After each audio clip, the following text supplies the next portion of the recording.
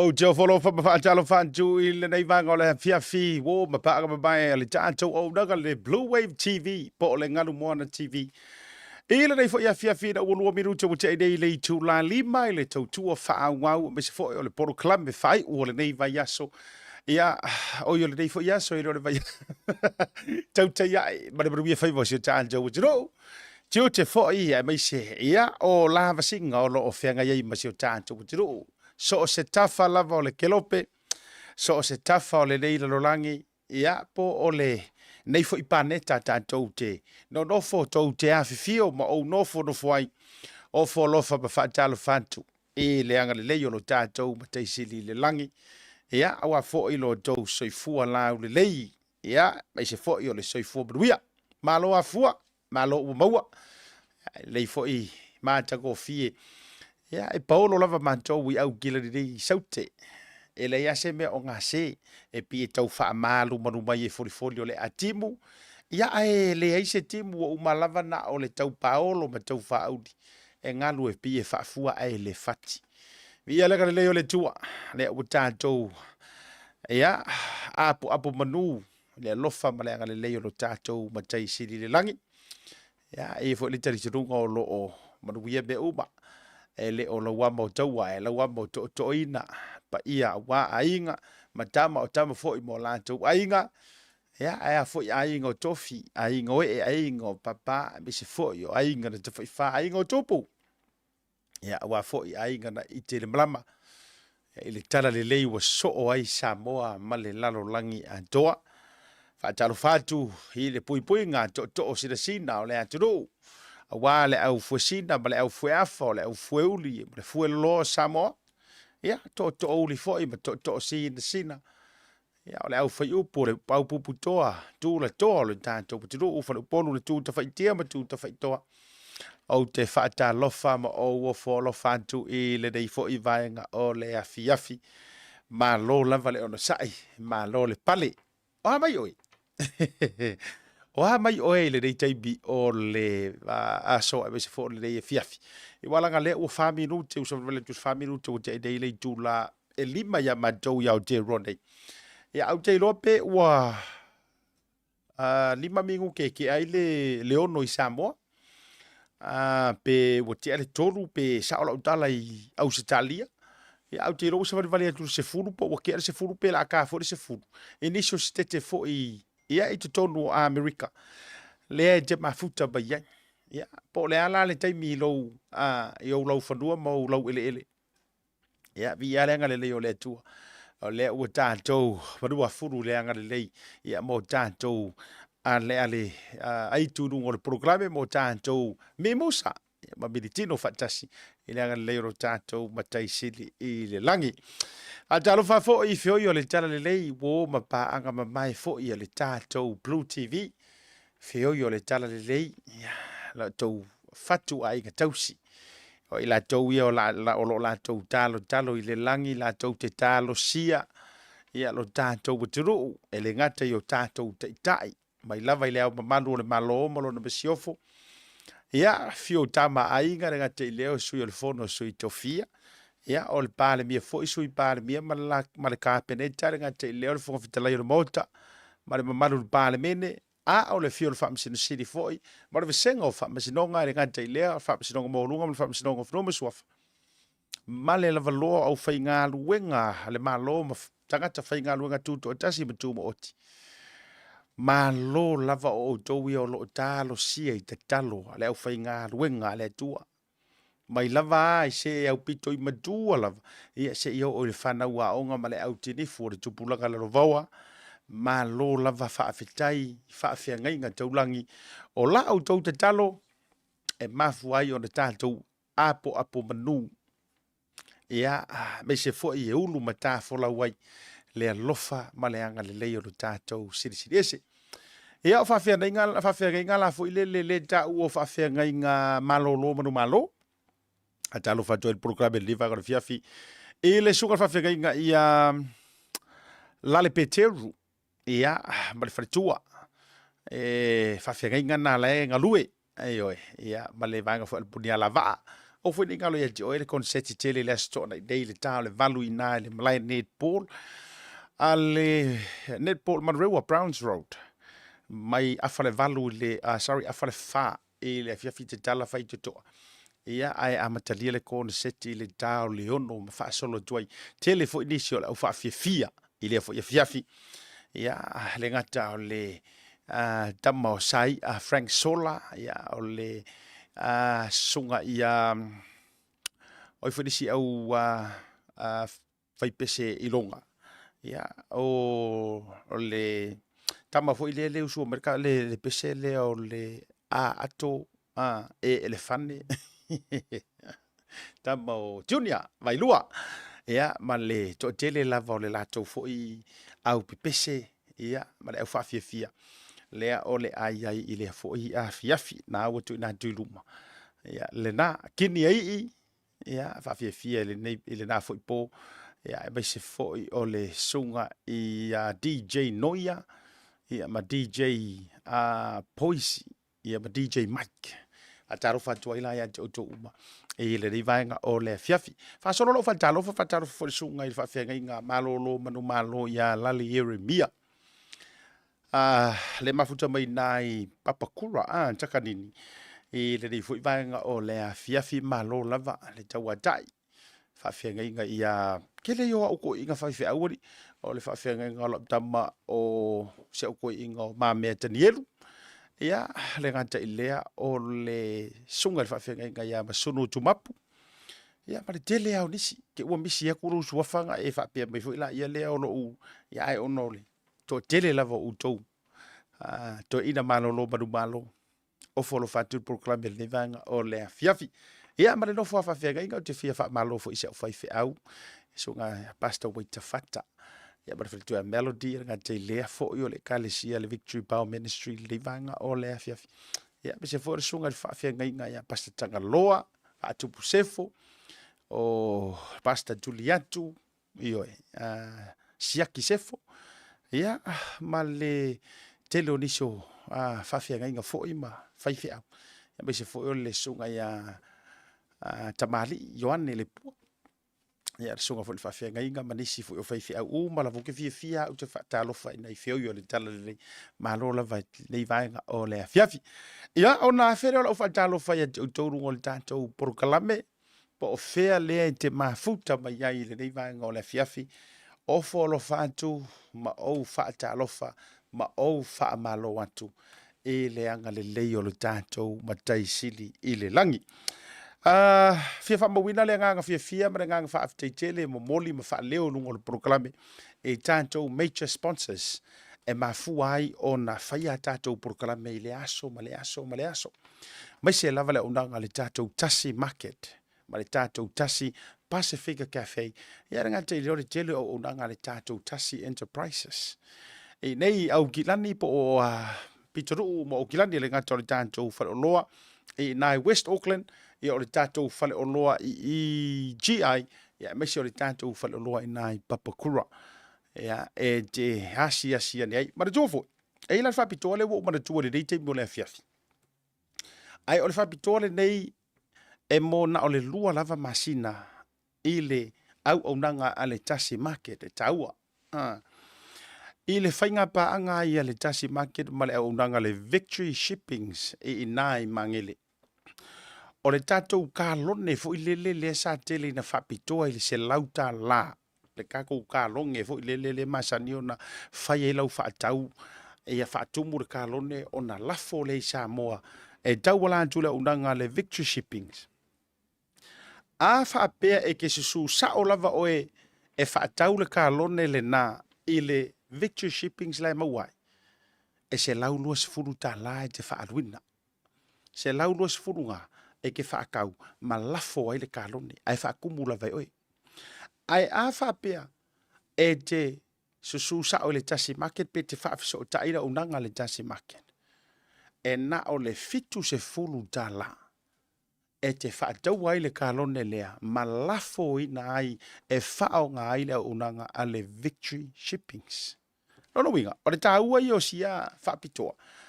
Mo o e sa moa e se fo i o le nei vanga o le fifi. O le tāua, lo no winga la a e fia manga o le pa ulea. And this is exclusively to the Tasi Market malelato fainga pa anga male victory shippings.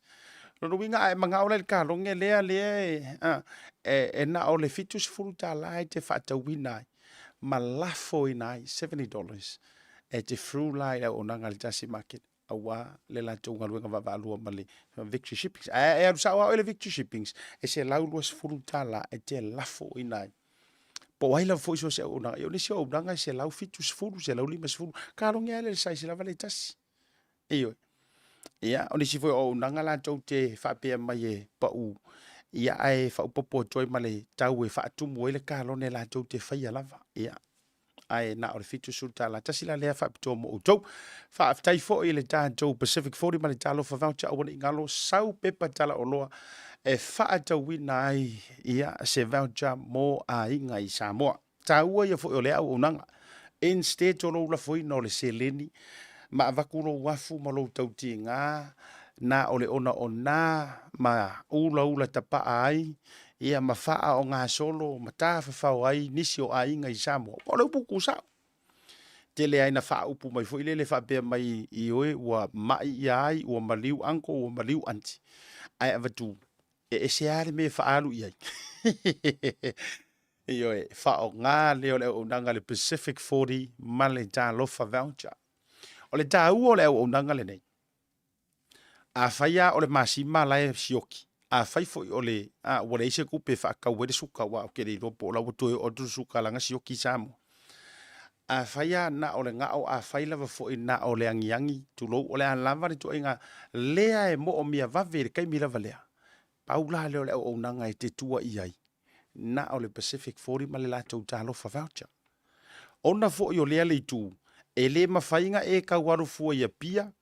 O e lea inu I tua e le mawhainga e kau pu e a fua le pasi mai sisi fo e ke sau sala lolonga. Paua le me e ke whaia. O le focus pe le whainga o lau mea ai. Na ona umar kuka e la ala alo le whale o loa le naila tala tai le tau nu upo o te tonu lava o le tau fio anga. E talai na ile o nanga le wa le tele lava o tu titi lava so oi fa o lo laiti I nu I tua. O ka ua la nga va nga le te o to fa pefo. O la ia le ka ua le Pacific 40 le pisa so o mai asiat. O le voucher po le pepa tala o loa e fai na ile fa tau. Ai mesia me va va ma me mo mia. Mala malele ia se uso ya Nicola lo fau. Io e male wadi io lino male to tele I lan to te fa o nga ina le o nanga. O le tāua la le na. O wane ngalo sau pepa tala o loa. Whao ngai nei le o danga a le Pacific 40. Ma le tālo fa voucher. Now, a efisiri mai pe whaakanga o ngā kalaingi kupi. Ia, o te whape hatu runga le prokalame. E le hai. Ai e iai la tua o patatua. E whaikali ia le whare o loa ngai ke alu iai. Ioi. O le talia mo le whaalau I loa. E le mawhainga e alu e ke kala kupi ai. E te tau ona whaaliu o loa. Peita, ia o le lua vale lei ma le whakau o loa ma le whale o loa. Ia, o le mea la nai le whai atu runga I e whai tali ai. Oi, ko ngā cases fui le wau mau mea ngai mga oi ala e te toi le tupi. Ia, whai kari ar whale o loa ma le whai ngō oi ngā case. Le whakalo ina le unanga le Maota Samoa Service Station se whai tele. Whaafitai le unanga. Whaafitai tele foi. Ia mwhai ona service lau ta vale le teimi lava lea e utu I nai. Siaki le suau, siaki le vai. Ioi, furu isi ngai mea ngai kaunga oa I lumo le afi. Ia, mawhisoa ni atu inise tūlanga pamu pau matoi whaale leile ea. A o lo o whaia ia po outu ina lo sa ila unanga ale Maota Samoa Service Station vai tele. Uma tātou talanoa, tasile nā tātou news update. Ua pa u le tau o le suau u te tonu o Samoa e whaalau tele le teimi o tātou talau toto. Ia, le si tātou sponsored o le ColourShop si Matawhili. Awane ngalo, ia, leo o nanga le nā awhape o lea e ke wha aku ma e oi le kaunga kā o le lafonga o mei Samoa. Io e le nei soifuanga o iai. Ia, e mai se ame o vali ei whale ma wha au le lei nei ta vale ma so si tua inga vaenga e vali ina. Awane ngalo leo unanga ale ColourShops I Matawhili e te asiasi. E fo ia o loa fo ilele mo whaatoanga. Ioi.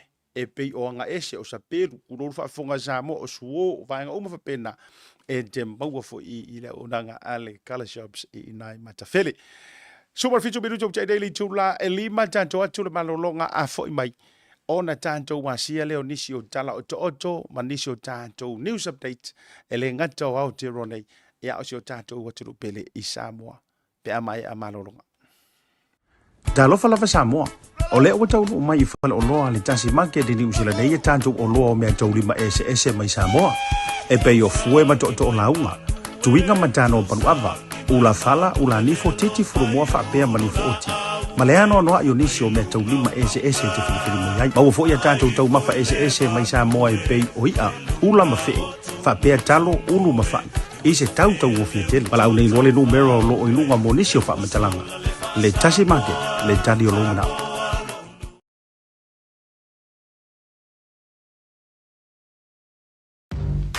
The Color Shop in Maota can brighten up every aspect of your life, from interior to exterior. You can change the look of any project you have, from auto to home, around the yard, and everywhere else. Bring color to life with our selection of the best paint. Come check us out, because we're more than just paint. We got bush knives and a whole lot more. We're the folks that will help you kick that drab right out. So come into the Color Shop in Maota. Call us on 25577 or 21527. Drop an email to cs.creston@gmail.com. Oh, wow. Come God, Mick. Just give me a second, eh? Hello? Auntie! Oh, Mayuko. Sorry, so. Come on, send me something. Auntie, I'm sorry. My lunch, but okay. Baby, what do you want? Barbecue. Okay. Chef, I'm more sorry. Thanks. Love you to the family. Okay. Hello, Vaku. Yeah, Auntie. Barbecue? Yes. We have the barbecue, please.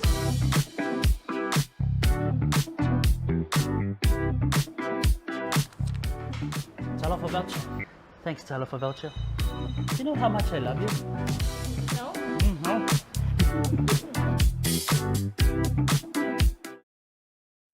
Taimiro watile ua se furu parifa mino tau tai daily tu la liba le tau tua whaawa wala Bluwave TV bai se fo e proklama tau te iae para brubia whaivoro tanto tiro ne vanga le fiafi. Talo fatu ni sunga lino sulusi le mafuta pali vanga le fiafi ngata fo ile ole tau sala ia hana ma tau aina ma ai smet le mafuta bai foi.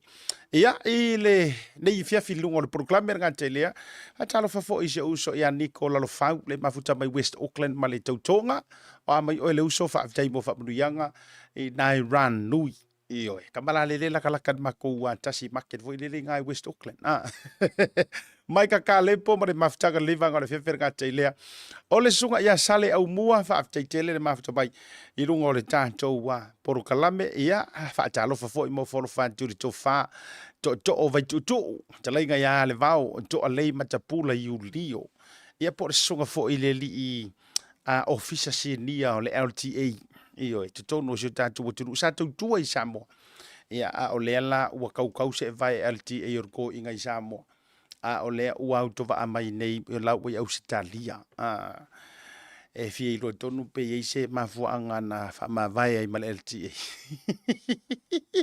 kama fo ia le ke le ngai kanga makua Ifi ai fai ngā sala ka mai e rungo le awar gere. A talo fatia te le uso le vanga le fiafi. Nga te lea o Amelia Whaamoana. Ia, mare tau fo I maftanga. Melu sipaya, ia, nga te lea o to umar sunganu au sala Robati, Chris and Giles. A me fo sunga whaafowina tani yelu. Ia, le mafuta bai le vanga o le fiafi. O folofa, ma whaatalo fantu. Ia, te o to umalava I le vanga le fiafia.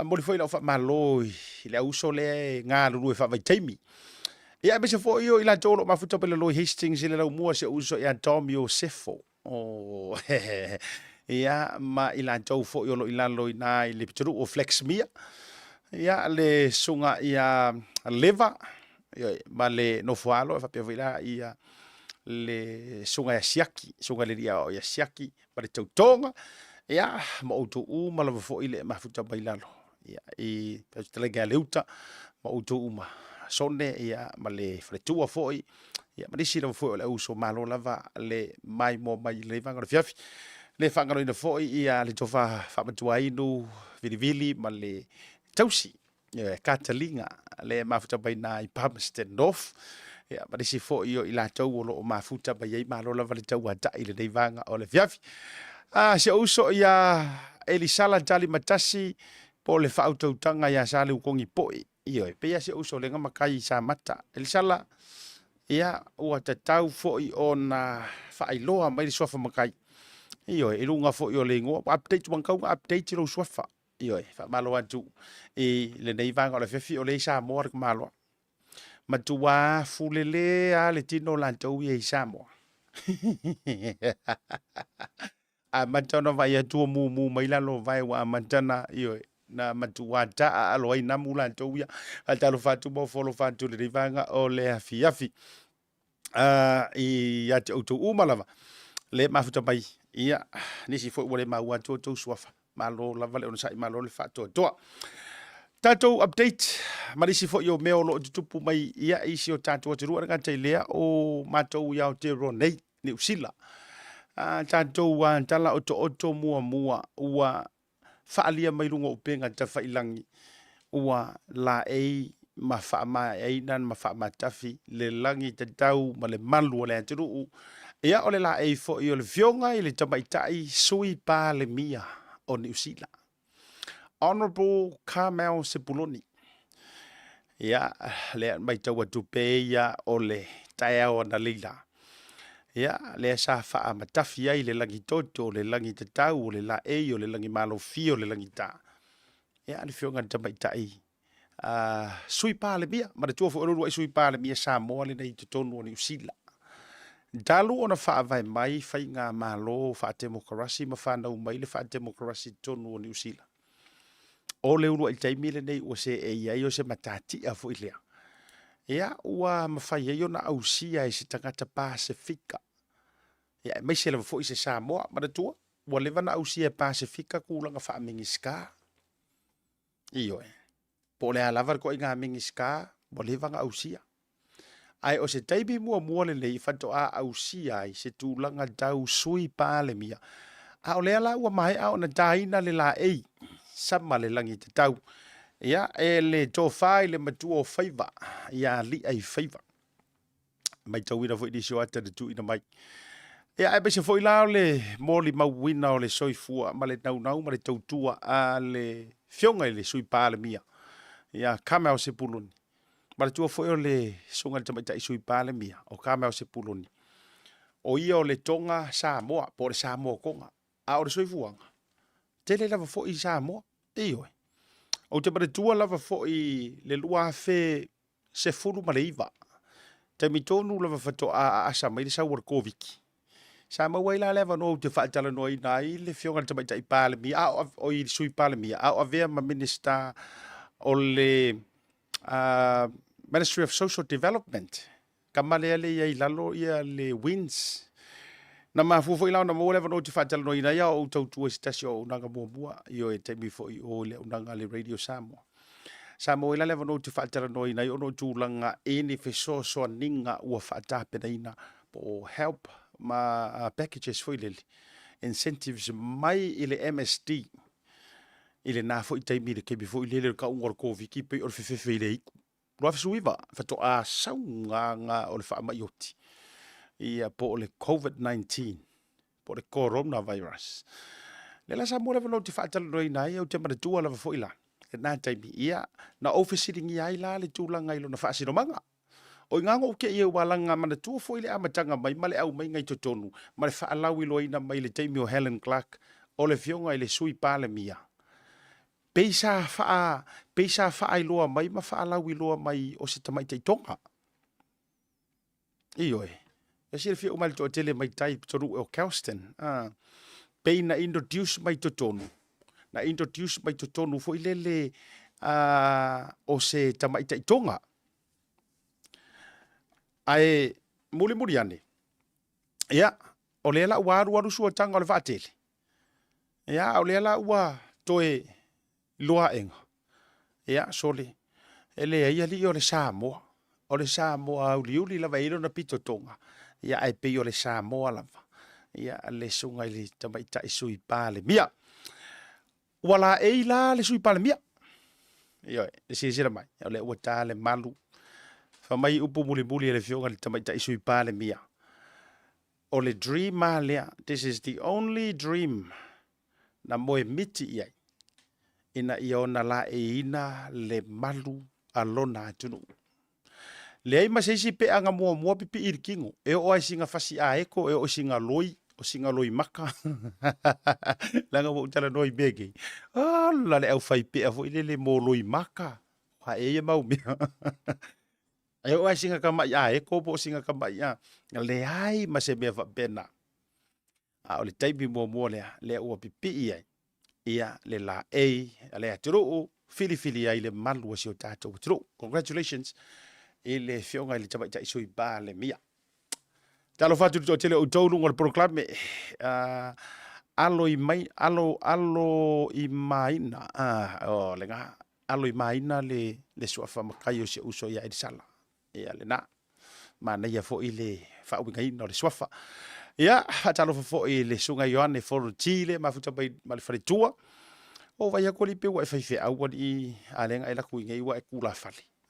Marole o sai marole fatto torni vanga viafi Daryl Amoa ia bese foi ia o le sunga ia tama male na yonalo tama fainga marole mafto be vanga viafi o le sitato update ua ele unga yo le famsidonga le sora dafi o se tasi o vaenga la walunga sa fatto ruina ele famsidonga ma walunga e na ua fa le ngai na le fa salanga na fe ngai ma le sunga ia tuila e pa ma le fitelenga ele le pule o le fatonuina le te tau ona toi totongi toi mauola ua totongi payback ia po le back pay o le alava le taunga te tau hai payback o back pay mai i le masina o ki topa asolusu ma lua le masina o ki topa lua fe lua suma le lua lea sa faa salaina mai ai i tūlanga lea la ua toe fa'aturuina le fa'amasinonga ua te tau ona toe maua totongi o nei toi ina nei po fiongai ia e sui faipule ia o le tūlanga la le na la ua iai tasina o tātou update wa maratua foi tasi le vaenga sa la afia mai le fa'asalanga le sa fia ngai mai la ua o le ai le oni totongi e maua po ni alaungi peitai ia le la ua manino yurungalu toe maua le backpack longo winga or kai mile le ya la ngai fo yo le falkala kai au ka fo o sui lu io ale tai mile le ya la ngai falkala ka au ka fa mo wedi pu ko fe mo fu ala tau u yo le ia ole na ta tonga le na we tasi na unga sa ta o to mai ai le fa ai unga le fa msino ngai le so na fele nga to na fa le ngai no la fa sala ngai to fo i to no le mota ai toe to tongi na ma toe mau la to tongi mai le ulua iaso lea sa a mataina i le whaasala na mai tono le pāle mene. O le isi vaenga fo i lau walunga i tala o to mai tono sio tātua turu i Samoa ua pasia se pili fo i lea na tau whaofi lea na tu ina tu tono le Maota fono. E na ia pasia i se si tanga 5% mo le tapa ai te tono o Samoa vāturu whaafunga maua sio tātua turu. Ia po ila tau fo i tau mafaina le sikareti. Po le tau tau mafatapa. Tasi rao mata upu na matua langa ai fo i ni fina ngalo nisi ai maise lava. Ia le sui faipule mai vai maunga numera lua. Ia po o le fionga ya tau ilili po o le fionga ya sula manaya. Tau ilili. Fitai ai. Tui vasa. Lesa laualunga lava ia sona fina ngalo whaasea e tusa ai o le ma ale ma le tūlanga waiai le vave au mainga o le neisi tanga. Ea e pe o le pili le ilalo le minista e o le tūla fono ia o ia fo i o le sui pāle mia o ia o le minista o lo ngafa ma tūlanga o whaatau wa inga. Ioi. Ia mai se fo i o tupe maua. Ale aturu. Po le Ministry of Custom and Revenue. Mara tuala, o le mali o le mata upule wa mantua mo ilan tofu i le ke lea inga tilo atu ia pia kau fu ile pua malafo ma fasea ile tu la iso o mai o le sui o vai maunga no mera lua ma faari no fina ngalo o le mana tuofo o le tele o nei nisi o faipule nei po sui faipule o le Maota o ngisi o ila tou sa ngā lulu e umalava e ngā luenga mamatanga luenga le malo e ke rongo fie ale sui faipule e malo sisanga ateki se mata upu e fito i tonu i se matanga luenga po o se ngā luenga sa ngā lue mua mua. Ora ka mala ngā kele ai ngā mafaali lo na fina ngalo mafaali so na whanonga po so na mae mai. I mata upu e langa langa e ono a fia ai. Ni suinga matulanga whapeda i se ngā luenga po o matanga luenga sa tautuai. E peila fo i o le fionga ya sula manaya. Ma le tua level na vea ma officer sinia o revenues e te tonu o Samoa. Mo level na tautua mga lue. Ia o le fo ila wa aku isesi iku. Tusa o lana ministale pe afuafua yaso ia o tautua fo ila malo. E se fo ila le mana ia o lou mata ituina. O le koe fetaui o se ngā vea ma CEO pe officer sinia. O se matanga luenga lea. Ia masitasi fo i o tangata wa avea ma minista. Ia wa suia. Ai avea ma minister. O le alala na fo i lele na maitawina i lea lavata e au le usui o le fono. Ina ia tau folasia le tu la fono tau whaofia le fionga le sui pāle. Mia po le minister fo i o ala manuia i te tonu o le aturu ma whataua inga. Ia e hatangia mai na peina laua lunga le ke e rufinga ngalo o le sui faipule mai vai monga lua. Ia ona o ia foi peisa ngalue te tonu o le matanga rue ngale tausanga e tele o tuana yatu uyo lea. Ia e peia o le vaenga le sa ngoso o le fionga le fonga fitalai. At the end of the day, e tanga loa tusi ale whainga malo po le minister e o se tu la fono tau whaofi. Ia e le ngata i lea o le pasi e ina foi. Ia e whaitau i se e tutu ila maape. O le upuboni to lau foi, ia le nofo ta maana. A o le upula vai e masalia i whaikau i se. O le winga o le tala, e le mera kele i ilantou e le tau mawhatapa. Ia. Ia ai atu fo ia ilantou e lantou te tangofia ma fia ma le ma matua le i se fe au le i whai le fiki so le suer kapa. O kamalaia e wha le a le ia i lantou i ngā tūranga lea. Le vaenga le pe atau wha au fia tu le mata upule le. Ia. Pa pe mai ua matua tau ngata tele. Now, o le kapa ai ngi kuloua le whafonga Samoa po le sigareti. O le matua tasi leo o product pito i taunga tai tu tonu o Aotearoa nei. Ka ilo ngisi aku. A o Aotearoa nei, o te le ula. O le upumoni lava o te le tango fia le tapa. Ai e masangi o walu te whaatau tapa. Tu loula. Ona fo i o sia utoe ina. O ka. Eo, o te ilo e sili e tu le alofa le tapa ana i ro le alofa le to te leo mātou. Eo ki roe ke malama le ia foi. Pe ai whape o na ina iau tua ai whapena. Ka manga a ua maua le ausa ua e le toi popole foi ni tau mawha mari tūlanga whapena. O ila ka ke la koe roa lau kai loa. Ola o lai. Wha se furu lima ka la e tau o sikaleki. Oka se kauaka. O le tapaa po le sikaleki tau ngō fie e le pe asa olo ka kau mamake. Kupo se me o le korus furu waka la. Ia a tātou o la tātou te kilo la ia ile ese esenga. Whaatai. Ia kako o le minimum. A whaapea e tolu se furu tā la le tau o le tapaa tau mafa. A o oe e kai whaalua ka paanga ula. Walanga ere kua uwa ai tua i ngā tau mafa tapaa fo ile le. E lua pe pai le aso pe iver fo i lua male afa pe konu fo.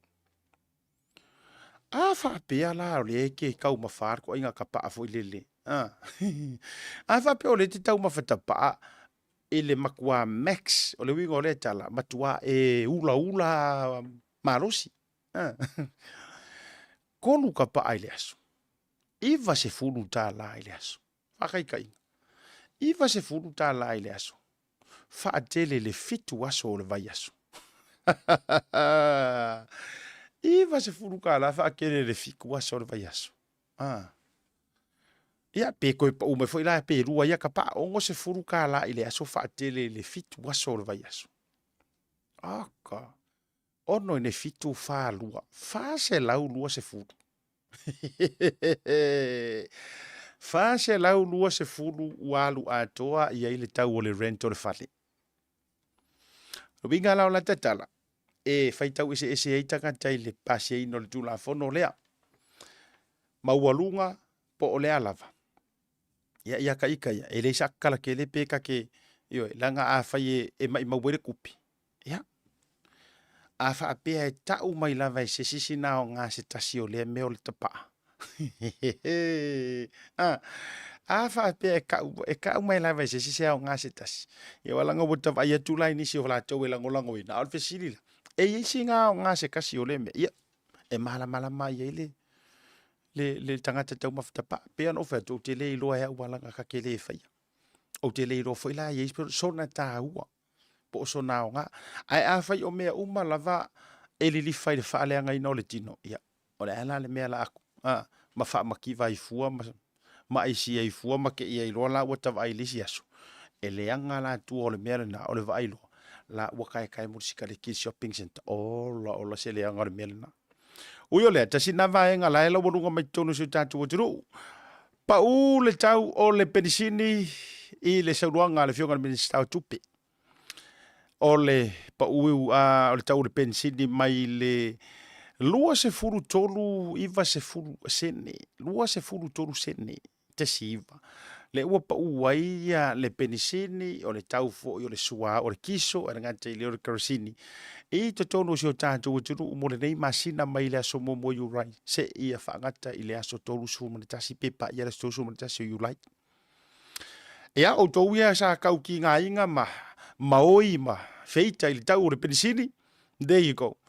Le ua pa u nai sene na utu i nā tuilunga. Petro tolu tā la se furu maleono i le lita le ua iai. O le tiso, po le kiso, tolu tā la se furu maleono i le lita. Ia ma le tātou tama o karasini lua tā la fitu se furu ma le iwa sene i le lita. Ia o nisi na o vaenga u pa ua i lalo. Ia le tūlanga o le tau le sua upo le tau le penisini tutonu o seo tātou turu u Samoa mo le masina. Ma le tua mai le aso mo mua iulai. Se ia pa ia le aso tolu su ma le tasi. Ia o le nei fo i masina. Ia i tutonu o seo tātou turu. O lea o ngā o le tapa e whaafia ai mama. Whina ngalo na o maatuta. Maatulua. Mautua tasi. Ia, ma ngai a whianga whiako. E ke sira whiai o ere mea a eroa o le mea ngā. Ngai ke whase e siki ngā o le a ingar kei me ke kua ia kua. Ia, anu o le a le mea kau whie. Le sia tātou tala o tōtō. I le whetena inga lava o lo whaanga solo o whaisi umi o savali le tonu le whaavai aso. O tula i mai pea whelau tō inga me se foi o le wheese esa i o langona ma manatu. O le fionga le minister o le soifua maloloina. Ai mai se le perestene o le asosio forma i te tonu o Samoa. Manatu ora mata upu le o se mata upu fau. Ua whaisi pea o more than 3 weeks. Savali atu le whaavai aso. O loo whaia pea whete na inga ia matulanga fo i o whaalinga o manatu mo whina e toe a fua se tali mai a le sunga i le li fo mai. Lea e whaaululu ai po le pristine o le asosio fo mai i te tonu o Samoa. Ia, ale whitalenga atau le au so mai Dr. Titi Lamesi. O sana toe tali atu lea e tusa ai o se saunoanga. Ale fionga i le minister o le soifua maloloina i amalasi. I te tonu o taurumanga o le pā le mene. I le nei foi vai aso.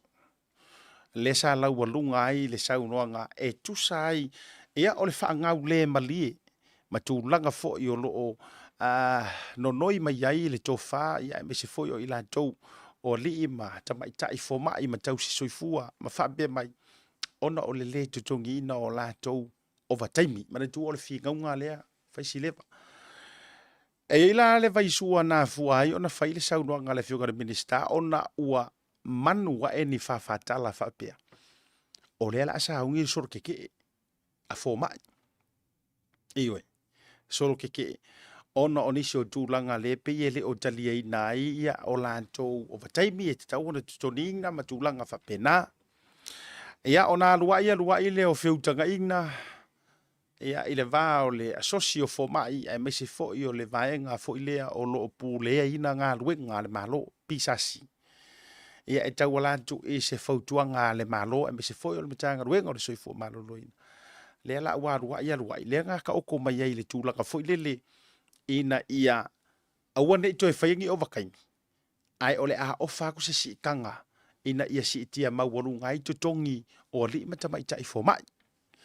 Ai ua vea lava mavaenga ua matua pa o papa i le whaafafonga le asosio fo mai. E pei ona wha leo ina i le prestene o le asosio fo mai tau le o sumai Dr. Titi Lamesi.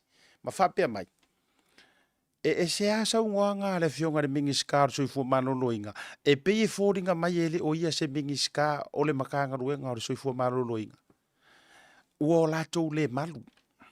O upu ia le ana whao ngai le sau ngoanga le fionga i le pristine o le sosio fo mai. Ua tuia o mantou fatu mo mantou loto i sau ngoanga tu la fo i le fionga le minista. Ua mantou le malu. Io, ua le malu ai mantou. E pei e sau noa mai o ia o se mingiska ese o se simatanga ruenga a ele o se mingiska o sui fo maloloina. O le o te tango o to atu ia tala masau noa nga ele o ngia ukala. I uma e fo iwa e pasanga sanga mai o ele pakwa e o soi rungo le live ai e maua mai au tala ia. Na te ia e fo ile ua e whapea mai ai o le ai. O le o te quote ngā tunga. Upu ia na sau noa ai le prestene o le asosio fo mai tono o Samoa. Ma whaapea mai ai. Lau sunga le mingiska ua matua tui o matou loto mo matou fatu. Mako ke le malu iawe. Ua matou le malu. Ona sa yeiri sau noa ngā le fionga le minista na i whaapea. Awa ko ke kau whaafefea mai ia le mingiska ingi strike ma ngā mea. Ioi.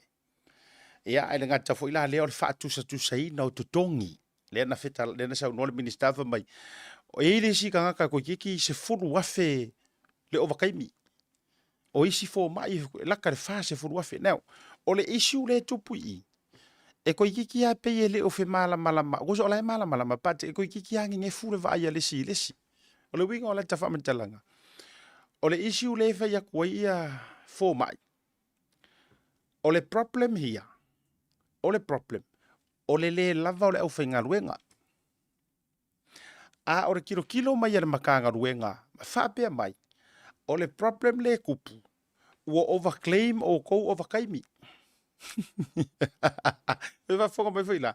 O le problem na ngai umata tōn malolonga kako fo imi kako aru kako whasoa.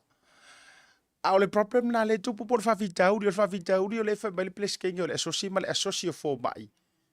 So le, ele o lava, ele o kukongia o mako overkaimi. Ai ua mafua fo i o mako overkaimi, ma claim overkaimi. Le lava le au whainga ruenga. Ai whai maire kala le makanga ruenga le malo po le mingiska o le soifua malo loinga. E iei o kou ngai overclaim ma kou a. Ngai kou ke overclaiminga. Makulanga uma whapenga. Ai ele o le leire kou au onganga. Koe kiki a whapenga mai. Ia langa lenga saur whakai ka inga wha mai. E ia isi whai le lele isi mai kanga. E whaki ngā ale whingi. E whaki ngā mtūlanga whapena. E uma e whanga koe whawhanga ure ka mālolo ni tō lua vai tūru whawhonga re tūru. Ai le hingi fō mai. A ona ngei la le woko o mai claim ngai kupe ki kele ma kou whapea mai. Le ai e ka kaunko kongi ma kou ka ioi. A o le ala e tali mai le au tausi soifua ma whapea mai. Le ai. O ma kou fo i o kangaka soifua. E ma kou kele lava vā fo i le wha aunga ngase i le long shift. O le vaenga tā uala i tua o le tala o lea mo le whaafonga mauaru tātua turu. O le vaenga tā uala vaenga le lei. O lea o te mai tau atu. O lea o sau noa le prestene o le asosio fo mai. Na whapea mai. O le ale kupu lea meo le strike. Wha mai, o le ale kupu lea meo le strike. Ona o le manantu o lofa i lea turu. E iei la lesi vaenga lea la kōwhaia. O le vaenga lea la kōwhaia. Nga o nga uma o lau sifi. Pai Felicia. E nga o nga uma o lau sifi. A whapea o lau sifi o a ore fo mai. A fa pela o la usifi valu le fa. Nga o nga ka o le fa koloki fa soifua koe sau kaheo. Longo winga e ka umai nga o nga ka o le fa ai a fa pela e toe lima o i koe se furu le fa pe koe kuaka le fa ai koso kuroa mare mai ki nga inga lai kau fa aola tu lo fa fonga le tunu ai koe o ele fo mai le kiuki ai lai le la ku le swing or kiuki pe koe ku la o ku kiuki le a o le a la mea o le a fai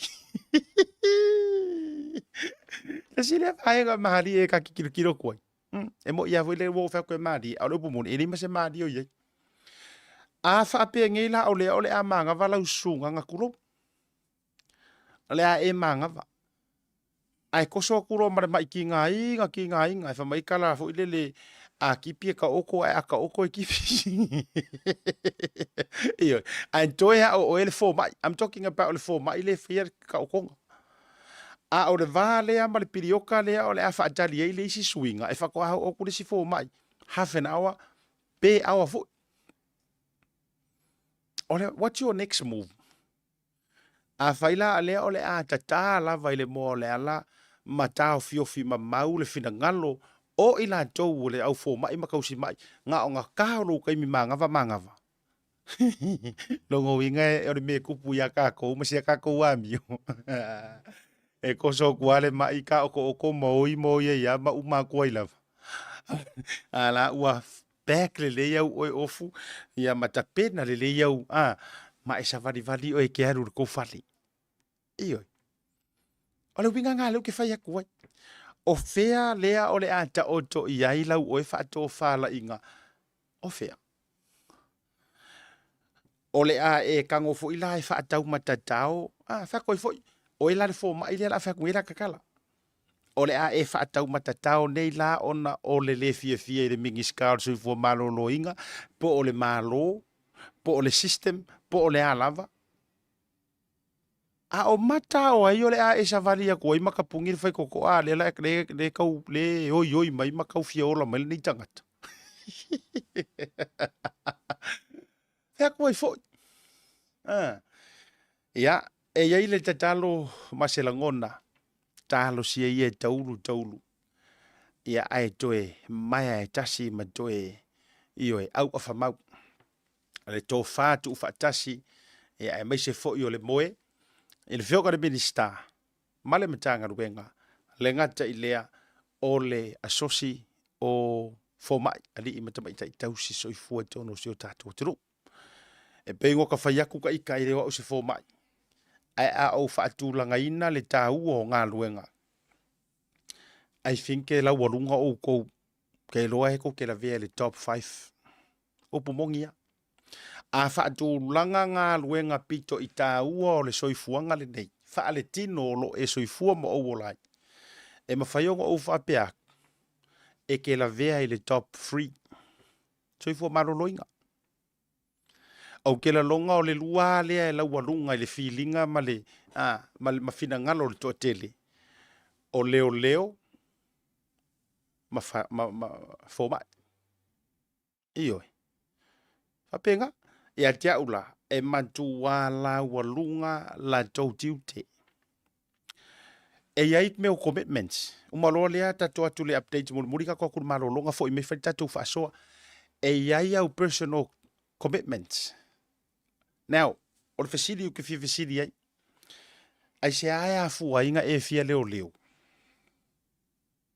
ma ai si vai ngale fai ka kuma fa soa ai se ai ma fua yona e fia fai ngaruenga se ngaruenga e te fia fai ngaruenga ona yes awangi e veser kupe yes of course ai e ma fua i se a onga e sikaki i fa i le science ma me fa science ma tulanga o biology ma o ma ku ai nga fa i longa na ma fua i se a onga e fa ma lo ma fa ma kaimi ma kupe lo ainga e a fua i ona e alu sikaki ma e alu ke a onga fa fo ma fua i se a it's your passion esa it's your dream career not a dream job o se pato oe o se vaenga o lo tangata. O la ofisiri la. O se vaenga o lo kangaka la mai mau uma le vaenga le le o lo tangata. Ona wa ele fia ile overkaimi wa ele fia ile ministry. Ona faaleanga toa yala ia lea o le tua inga tangata le ngā fua inga fia fo mai e te fia fisosoani na ia faaola le soifua faale tino faasauina ma fisosoani na itangata. Ia kia uia wale SR ko inga skaile nga a karor kai manga ia wale SR mawhawhainga ruenga fo ia le mau ke kele mau ke kumui ma ko ia le ngi mak whailonga. Ka ma fo ia nga umau. Ka se fia. Ia. Fa uma kaya ngi singa ruenga ka kukapi. Wale SR ma se na o se nga ruenga fo ile le tau ina ia mawai le ai. Mawai le fa tau o le veiaso. Ia na ona toe apo fa pena. Ia ai tau fo ile matanga ruenga. Ia le toi sile to ai le leia. Ia le fa palengi umo i tu e lua. Le si tau tala to. O le tala muri fo ile tau tele atu malolonga. O le tulanga le ai le na sau no ai le fionga i suga lau le mali to le fionga minista o fa toanga le pona po le ma fa tera noanga. Le ua maua e la tele se fulu pe tu sa se fulu va. Fo ia malanga ta fa mai tourist. Le ole atu a matalia ile masina o setema. Now good timing wa mantu ole masina o setema. Ia ole masina fo ile lau walunga i Samoa ia na fa lau wiloa. Tulanga ole te wila. Ia kamalanga e le ole atu va ia ole atu fele le ia tu tono so tatu o tunu i Samoa. Ia i le masina o setema mantu ole na tau fi mai mo setemi le tu mau ono onisi o ai inga manisi fo fuanga i tau ona faale leia mato e tuwina a le ala na sau no le sunga le lau le mali topo le fionga i le minista ia i malanga ia fo ile le private malanga ta fa watu i Samoa ia o le tulanga la na le ole ato i resume i le masina o setema ia mato e fa awa watu ia fa aftai ia la ka le ole tu ole ai ka fia ngai kanga ka mai fa fo atu ta fa o so tatu buturu. Ia ma sa atu fo ile na ta mau ainga e na ia launga tasia ma manuia inisio ila tau o lo la tau mo o mia tato tu tato malolonga afo mai fasin tato fasoa ka ku fasoa ile case le ile so na fi ma se to tato to fa tepa ile ko laulawinga o i unga sai ai cases ia na mo atu e fa tu se tu sai ile melenga ku pule so na fi pe mai tato fasalo fa business ne. Talofa. Welcome to Maota Samoa Service Station.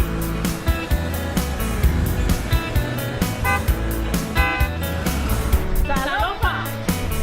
Talofa. Talofa. Talofa. Talofa. Talofa. Talofa. Talofa. Talofa. Talofa. Ua iai foi au nanga i lunga al Pacific 40 ma le maua app. Mo nai tatou ainga o lo alala i atu lo mau.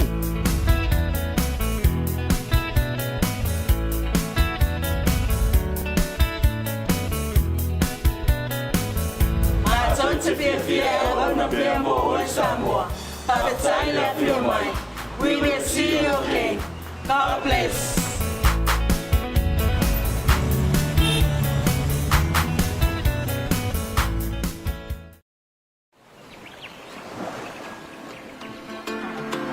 Now that is beef. Think that's beautiful? Look at this. Nah. Waves without crowds. This is beautiful. No, this is beautiful.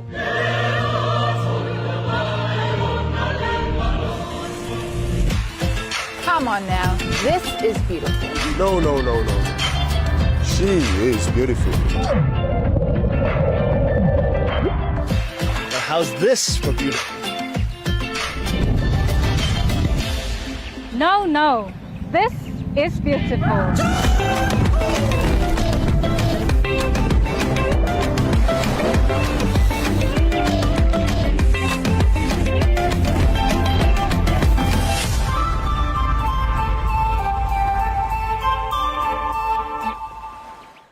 Tebilo watile ua joy fami rutu de dalali tula e ono le tautua fa wa walau Bluwave TV be se fo el proclame o Tautai A'e i le nei vaenga o le afiafi. Ia mātou au kilani ni usile nei si o mātou ofisa tu tonu i manukau ma lo lava le soifua bruia to e whaatalo whantu i desi o tau lea ua papairu o le proclame whaato a mafuta bai ia whaato a maua lautara whaato a e o i le whale ia polo e paka fo i tu o le McDonald's ai whaongale free wifi. Po le lava le tūlanga o lo e on mai ai lunga o le TV te tonu o le telefoni po fea lava. Whātalo whātu asia tamo o ele nevanga o le afiafi iyo. John Leslie, Judy Malia le au pepe ai ono ragata e lea ia o oi a pideru wha pe fo i le vao ma lo lava le o sai. E pe ala u kau whalongolongo a kuma la u tau whaitau atu i whirangalo nisi o tau sa o tau fo mai. Iyo e sa o tau whaiar ngā luenga iyo e.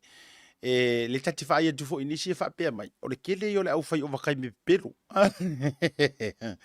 ia tatou tu ia le tūlanga ua ia ia talusia ia kaika ia aua nei maua le mefo ile e auru ta fenga e se le futia vai singano le ale winga o le nantala aua nei fi kongkong ia i manga ku malangonga o le vaenga le lunga i ale nge ia ka kikia ma inge yo le ai le se fufuanga ua fai ia ma fa solo tua ia ina matua le ang fai ngai ma ai o le tūlanga ia ta o toi lango tonu ia ma maua se tō maanga ia matainga mali e foi ia tūlanga o mata upu o langa langa i tonu si o tātou tonu o lea soa na nafi lea sa tali nai se tasi o cases po o mata upu ua faisi leva o na toe apili e le sunga ia tuila epa pe toe challenging ia ma le tofa ia le ala i le pule rimoni a yafi le fai unga foi lea na faia e le pa le mene e na ia faate ai nai i la ua mo le lua tausanga ia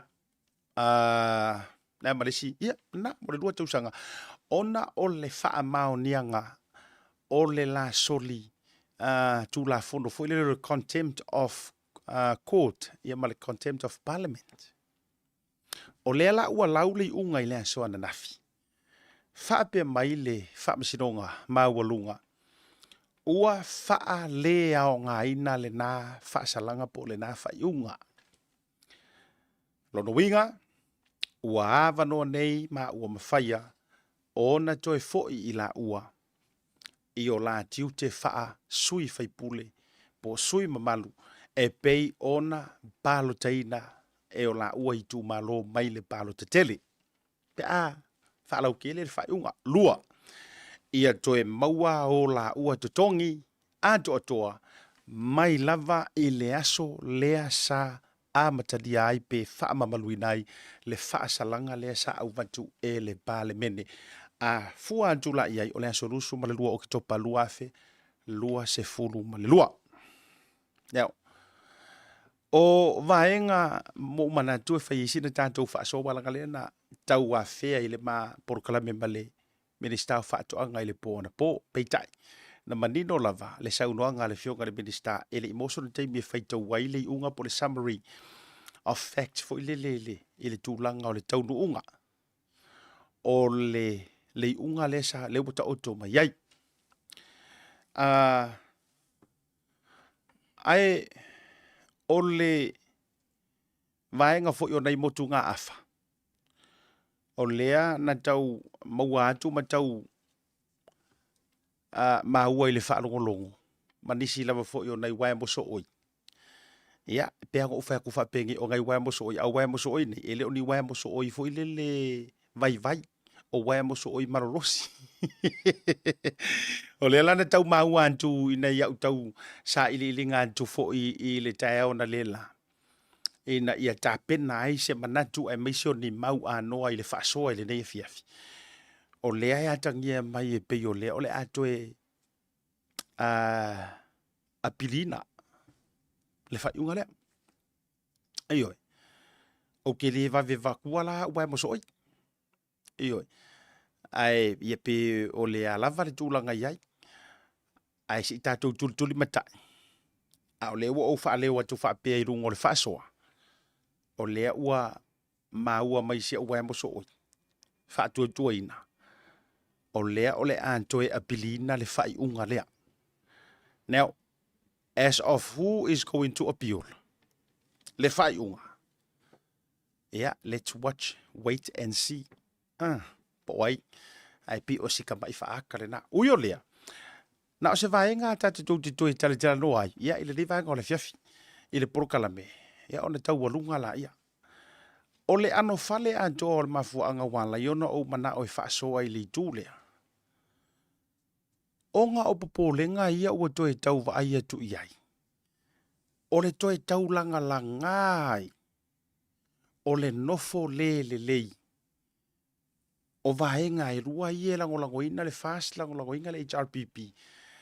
O lea pe ua kaukai ngā mali e atu matau mawhai e. Ai koe mapunga mai le whai unga lea. Pe foi lele wa avea o se vaenga. E koe kukupu ai, ma koe a ami ai le ika, ma koe a ami ai le a, ma tu la o tau mo mai wingo na tana. Ai si o tatou mua, si ka kukarakala ngō mai. I unga ia na mo, le na umatu, le ngai tāua, le kako uo kau ke koe kurikuri, le mata o le vai. Kako koe a maka mai ai le mata o le vai.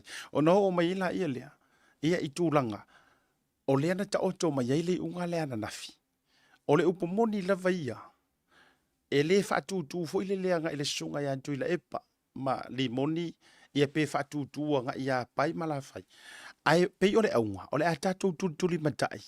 Le pale mene, ma le whaamasinonga. O le winga lau lau tala. A tātou to e rewind le tātou teipi le aso luas furma le lua o me le tausanga le na te nei. Pe a koe vili kuarka ko waka i le vaenga le keisi lea. E tātou te toe asia le aso lua se furuma le lua o le masina o me i le tausanga lea na te nei. O le aso tonu lava lea. Eioi. O le aso tonu lava lea. Lea sa whaatu i nai e le fionga i le sui pā le mia le lafo i te tonu o le Maota fono. Ina ua mai ai. Ina ua mai ai o na wha maonia ina ele wha masinonga maualunga Samoa. Le soli tū la fono o le sunga tūla epa ma le tōwhaia le ala i le pule. Guilty i le contempt of court. Ona whaatuina le o le lafo i le aso le alusuma le lua o me. I le fonotanga le pā le mene. Ma whaia ai se whaai unga e whaate ai nai se ia iai se aso. Ke ronga koe whaafo iro ma whau vaenga lea. Le ua utango e toe. Na whaate ai nai i la ua. Se ia iai se aso. Indefinite whangali. Se ia iai se aso i whaaliunga wha Samoa. Pau vaenga na mama yo ai le whai unga lea. Kako whaonga inga ngā kala. Pau vaenga na tau lape ai le vaenga lea. Onga i lalo tu la fono tu mauale Maota. Whamai sa te tau o na iai sui nei i to tonu o le Maota. Se i whai sa la ua whamatalanga. Peikai. E whaia le whaasalanga lea i to tonu o le pāle mene. E le i fono ia le sunga tu ila epa. E le au waifo i le whitalinga ia le pule. Mangkore ngā avela kusi sa mangia fo ia le ngā mai e le fonga whikalai. E ave i ola tusi na ia au wai le fono. Pe e tali atu foi. E le i au wai. So therefore, ngā consider lo el pale mene. O le la kali le ngā. Peitai. Ina ua whaia le whaasalanga i le taimi lea. Ai toe ave tu ila epa malera le pule le whamasinonga. Ona. Mua. La ua te le i au wai. E tu sa ai, ma tu la fono tu maure Maota. Sau lea o le tali. Inga ua sau le kali e le whamasinonga. E aloa ia e le whamasinonga le vahenga lea whaimai. E kakau ona toe avatu sui nei. Tusa mo la ia te tau. E te tau ona avatu se i tali. Se i whaisa la kala. E tusa ai o mōlianga ia matulanga i tonu o le pāle mene. Lona lua. E te tau ona whaia se aso. Manga kua fo. O le whasalanga le sa ave I sui fai pule nei. Se I se kaimi. A o le ala ua fai mai le pale o ia le afoi. Le whamasinonga. Le ai. E ka kau o ngā ve e sere ngā whaupunga wala ngā rongo winga. E pie fōringa mai la apule a la o kou le pale mengi. La apule a o tou le pale mene pe pule fo I le malo. A sa wala se I se aso rongo winga e fo eva mwhawavau. Rongo winga e whawavau waile toi o mai tonu nei nei sui. Fai mai leo le sau noa ngā le whamasinonga. E ta tau pe ona toi avatu I to tonu I la ua nei. Mua mua ku uiaile avanoa e tari. Lua e ta tau ona whaata oto se aso. E ka kau o ngā se periota. Po se aso. Aso a maka o le whasalanga. Ma se aso whaai o le whasalanga. Va mafuanga la na lena. Toi avatu loi te tonu o le pale mene. Toi vala au le fono. Le ala sa tupu I le aso lua o ke topa. Me yungi u lai au kuso se tema o ke topa. 5 masina muli mai. Lena fatu atu e fatu nu uai leo le vahenga lea. Au vatu ro le I to tonu o le pale mene. Ia, le nga mangkofo inga ka kuki rope se vangaiska ka ele I maka I nga ele I mata le na fonutanga. Na whaatari malava le majority po le toa tele. E ki rofo even to tonu o le pale mene. Ina ua sau noa le sunga tu le whapepe mo se avangofo le. You know, say sorry. Mantuale. Ia e muli ane, ele se vaenga whapenga ngā kupu.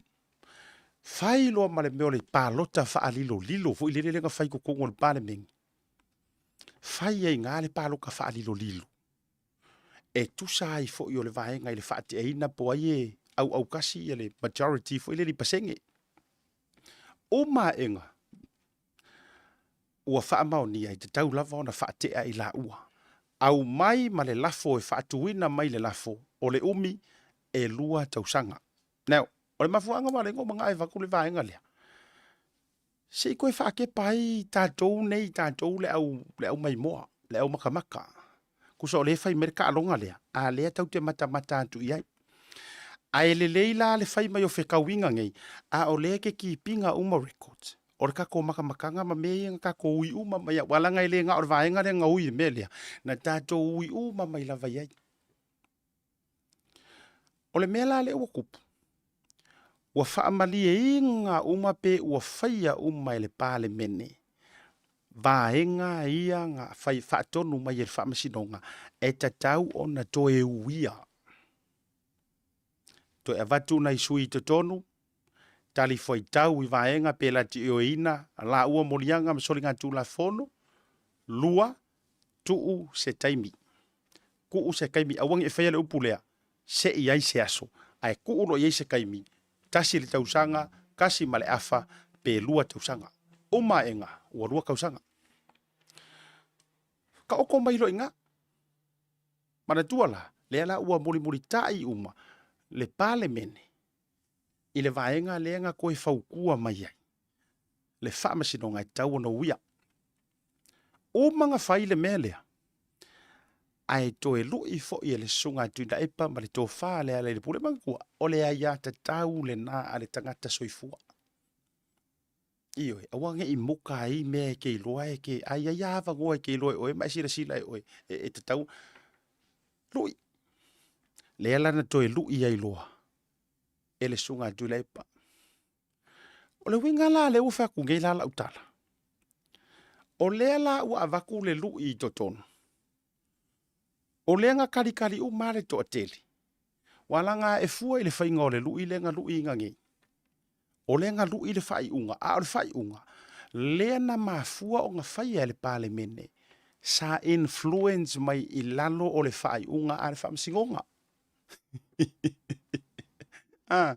Na mafua o na halu whaapea le whai unga le pale mene. Ma whaia ngei mau motions, ma ngei mau paloka, ma ngei mau mea paroka whaadilolilo, ma ngei mau lafo, ma ngei mau mea uma.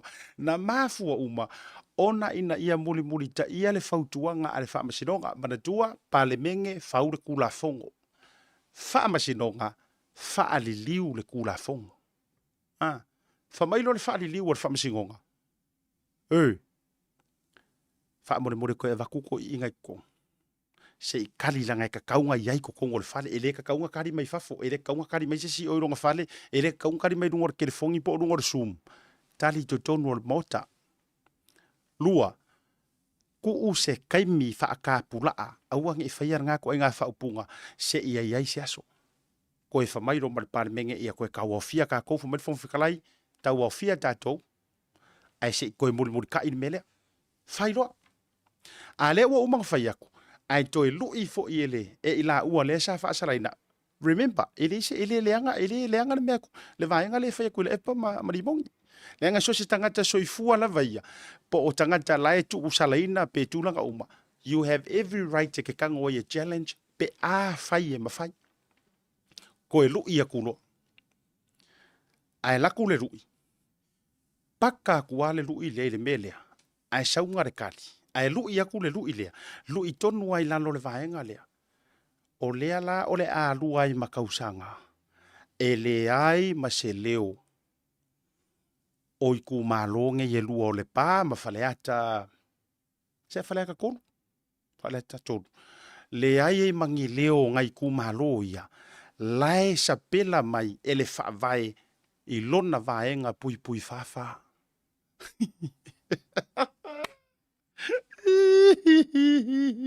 yeah.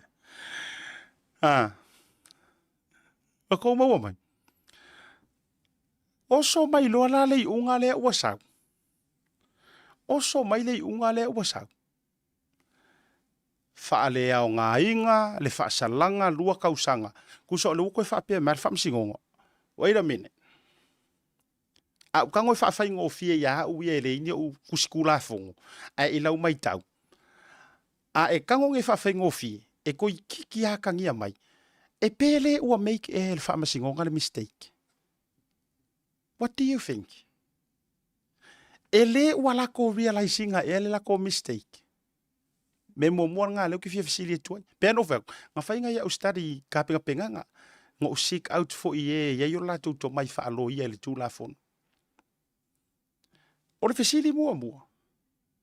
Whaamaka o lea ua kau make up e le kula fongo e le court. So la tau sasi. Po so la kou lapi.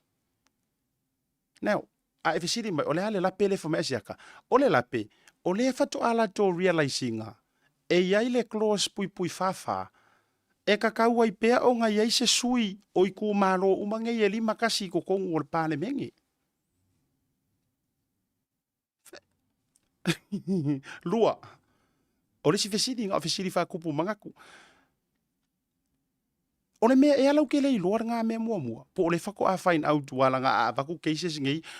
A e fua I ai lai le vā mai le umia ngā apili longo winga o le sikaki. Whea tuai fo. Ai se I koe wha fo I mangu kau kere I mamau ese a ea ma le point le. O le winga leo te whai atu wai a uia. O lea ua wha kingo malawai le pale menge. Mea ia sa wha kongo mai e le wha masingonga. E kakau o ngā whai I le mea mua. A le ua aku whai. Ai koe whai mai le kala le wha masingonga. Ia. Wha longo mai. E se sea. Ai kango nge ko fare ma fau le ngana wa so uma makako kari e fu e fore ika I fu ses. Wa nga o ika ki ngai ma fau. E ku ki fa pe mai e ko fa longo mai. Ko fa le nga inga ma ko me nga fa. Ko fa le nga inga se ma ko me nga fa. Ai se a. La nga le leo ke kiro aku ila lol fafa. O le kala ngoa mai ai. E tatau pea o na iai se leo o I tū malo e lima se furu marekasi. E totonu o le pale mene. Oh, isa o ilom pekero. Oh my good boy. Ai se anga le au mai ai le ngā mea I le amakanga. Ai se ana tau le amai ai le nā whawha I le amatanga mo tau whapea mai. Fai se aso auange iyo. Ia o kou fai se aso le mea lea. Fai se pilioka. Fai se aso le whaasalanga. Lona lua. Auange I umi se kou whaasalanga. E ongo kou solia ai mare whawha. Le ngale auange I. Ioi, alfesiri foi, o sa pela mai e whawha. E fia aso e kakau waila o ngā whaasala se whaipule. Whekuai, wa matua leve ai mar maka upu. O le fesiri. A whaila o lai whai mai e whaakulanga e le pale menge, o le pale menge e whauar kula fongo. Pule ou kou, po o le ale umi, paule mea, ia iai se aso. A le ala ua whai aku le aso, ai koe whepunga mai le au whaaliliu kula fongo whai mai. A ngale whai mai le whawha. E kakauanga iai ngi. Ngi leo limakasi. Limakasi ku malo. E whawhewhea langa whai aku I ngā mea whapea. E whawhewhea langa whai aku I ngā mea whapea ngei. E whaasala. E iai le kula fongo e whaasala ai oe. A le fo ia koe saure si vae ngā o le kula fongo whaavae. E kakauanga whai mai pea leo. Allah. Ioi. Ia, whētua I fo. Ua kau sao ai. Ua kau sao ai le kusia kengese. Kengese mua whai upu mua. Pamai. Ua so ona nunumi le lalolangi. Ua matua so ona nunumi le lalolangi ma ua ngao. So le. Alo ke whai aku waila kakala. Neo. O mai leo la ukala ngei. O mai leo le tātou whaasoa. Le la ufaliwa e kako la ufaliwa ngei la. O ke whesiringia la ko mai ngei. Se whakua la utala. O ai kongu wale lo ia e kakaunga ku I le vālea mo le pale mengi. O ai le lo ia e kakaunga ku mo le pale mengi. O ai le lo ia e tatauna tu mo le whafonga whetalai ma puipuinga o mea lava I le pale mene. Lai o la ofesiri, kuloua. Wa o le matou tiu tele familia. O la ofesiri. O e sila e ngei vaenga po e kanga ia e ngei vaenga. Le wingo la tala. O le fōringa mai e fe ese hai o tau fina ngā loi ngei mau mea. Wa mana tua e kakaunga o le loia le advisinga le pale mene le whionga le whongwhitalai. O le fisiri lai lo mawhawhau. Ai se hai le mawhai ei o ngā asia mawhaavaku se ku alalo mawhapea mai. Ia fua fo ila le umi o kou whaasalanga. Leanga o le tala noa mai le whawha. E le kakau fo ilanga umi o ngā le aise leo ngi ku malo I kukongu. Si? Pele o le vā fo ila lea. E leo ngo koe fo iaila. E kaunga whaise pāro kala I kiki. Po o le alawa. Kuso le wo le taimi fo ile le wo ka whesiringi ai. Ia to mai o ila tou ngei e whaukua inga. Le ala kou ke whaukua inga le pāle mengi. Ioi. O le fea, paelanga e kakaunga whapenga. Ioi. E kakaunga whesiri sa awa o le loia le tu o le pāle meni. O ke le loia. I don't know, because I know o le loia le malo le Attorney General. Ai o te le mai loia o le loia e kakau o ngā whaukua inga. Le whionga te whawhitalai ma le pāle mengi. O au le sila ia mea. Le nga awhai o le maua mai e le roia, e isi roia le atutu morsunga tuila epa. Wa kako whesiri ni ai ke le lakua inga ko mai o nei tu ai ngā e le whalili wino le tūla whono ma malama anga le kūla whono. Anyways. E iailo untari tonunga e watu sao ai le fia fili nei. E ilo ukari kongunga. O le unga lenga mai ngei le whawha. O te whai atu sao kakia tu lau tatia ia tu ila epa ma le ala le pule leanga a whai e happen I sui nei. E ono tupu fo I ngisi sui o ngisi ku malo ma o te whai tau atu, o te whai atu. Whapea uma le mea nga safa ile mako sui whai pule. Le tō whai le vai malai o whai langila na wholaunga. Asiata sale I moa. Whapea uma le keisi nga kupu ai. A whai la ia se kanga kai whaasoa I melea. E sala fo ila ilo whaasoa ai leanga nga kupu mako whai pule. Yeah. Ka kire koe fia karango ai langa o whaasalanga ngā kupu se mako whaipuli. Ioi, au taimi o le itua ngai ala e tūri malo ia sunga tuila epa. Ia ole awari kongo ai ang wheli whaasalanga. Whaasala kua ma umar whai ngā pāloka ma umakua iar whaasalanga ngā. Mawai. Ele ia iangi ngei mea ngā sia. Ioi, ele ia iangi ngei mea ngā sia o ngi whā, mangi whā rima, mangi whā koru, mangi whā kasi. Le ia mangi ngā mea ngā sia. O le winga lal nā lea leina whētula o whaasoa ele reivanga o le fiafi. Ai, e taualunga atu ai mo whape atu. Tatia ia la le mea watupu ia whale ata tolu ma le tu malo po le afio anga o le pā. Masale apanga. Ai lo utari tonunga lava ia. O le maanga ia i o le mea le wha mapu e mai le whawha. O le maanga ia. O le winga o lautala. Le anga e ka kaua. E ka kau lava. O ngā iai se leo. O ni tu malo. Pe a whaasala inga. Ka kaua langa keu si vaenga sia. Tu alalo. Ka kaunga koe sila ma koe liu le ko wha i la tau o le a whaia. Ma toe fausia ngei ku la fongo. Ai mese al pāle mengi. Kaunga koe sila e la. Wa manga kua iele me ka ore kuri fafo mo lusu fai kula. Eile me ta ore tuli e fafo mo le toru aso pea. Pe vai aso po lea. Ongo masinga. Ia tea ufo. Wa te tauna faini ai inga o ia mea.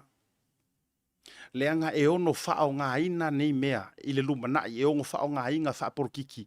E kao fiofi ai ma ke ai ma ki ngei ai. Ava noa o nisi. Ia ke haula ia. Waka kaua nga whaakulanga le lei e le pā le mene wa o ila tau le fausiar kula fongo. To e teu le lei lea vaenga.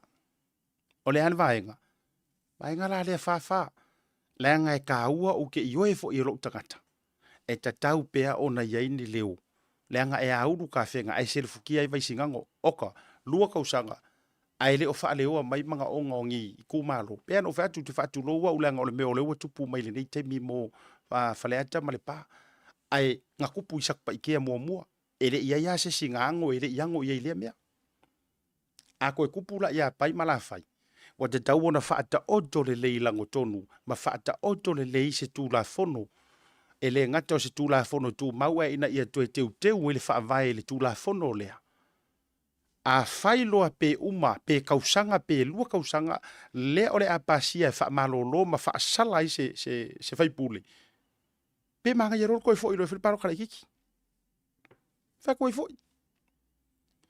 Keu wha manga ia whapenga ia uange koe iei ngi pat, mangi if, mangi because. Ioi. Keu ro whapenga a whapea ngaka aile, lua whai kula, whavalu i tūla, tolu vai aso, ono masina. Ioi. Ia pe aongo masinga walawa e fuere ngau kire fo. Lakakala. Ai a tausanga loa pe lua aku fo i maru aku roi runga. E wa taurona toi teu na tu la fono. Ai koe fo i whaiwhinga palo kara ikiki. Whai koe fo. E walanga o le sila whisiri kele le tau warunga i loa le tātou porukalami. A whaila o le ua koe fo i maila ka ngaka ngai kulou. Sui whai pule nei te tonu o le pāne mene. O le upu le whai ngaka o ngaka lia e le mawhauwhau. Ua wha maongia le soli tū la fono.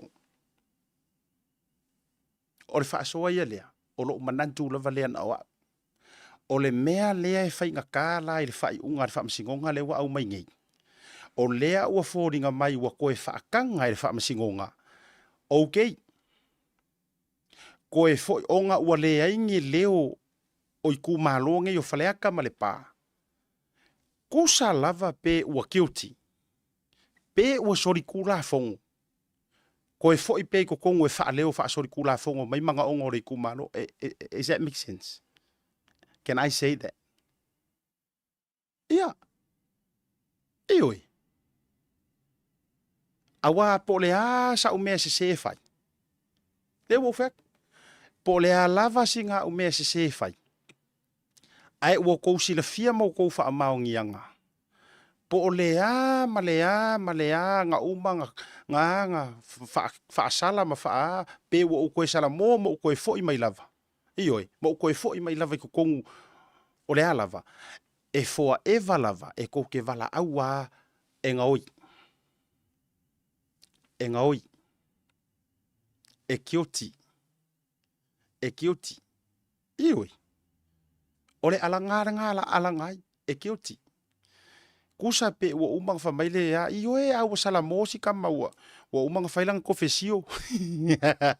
Ua uma foinga whae e ili mor whaife au, ua uma foinga kiriva, ua uma foinga e tasi ya le tala tangata. I lalo le tula fono, ua kioti. O le fesili la, o le manga onga la leo o le whamsingonga. Tau orunga le whasoa. Whamaka o le manga onga la lea. O le ala ua tou tanga i nei ina ia toe whaamalie le leo mo i ku malo ngei ua le leoa. I ko kongu i. Ona o le soli ngā tū la fono na whaia e o la tau sui whaamaongia i le whaamasingonga, whaamaongia i le pāle menge. A o le ala ua kou koe whaipea mai le kou whai ngā whilwhilinga lea ku la fongo ma kou koe whaipea mai le whaamasingonga. Ia, leanga ua le lango ngā leo ngai ku malo ia. Ia o mai parapalai pia e. Nganga whai ngofie. O mai parapalai pia lai koe fwoi kukong. Koe kukong ia kuma o rua. Ioi. E kusa pe ke rua guilty in contempt of court and contempt of parliament.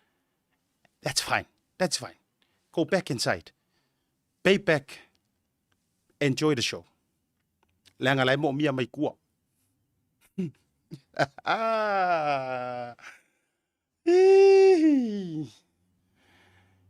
Pea ngō whaiak. Ele o whaakuku. Ele o whaatutu ya tulou ya tuila e pa ma li moni ma lala li pule la o whaasoa. Ele o whaatutu ya fia me mala auli ele o whaatutu ya pai mala whai.